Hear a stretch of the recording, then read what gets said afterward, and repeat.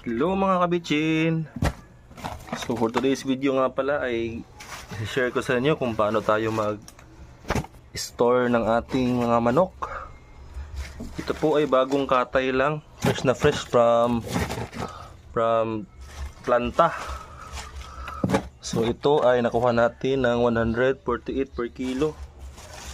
Tapos siyempre Sabado pa ngayon, dapat natin siyang store ng maayos, ng mabuti para hindi siya masira.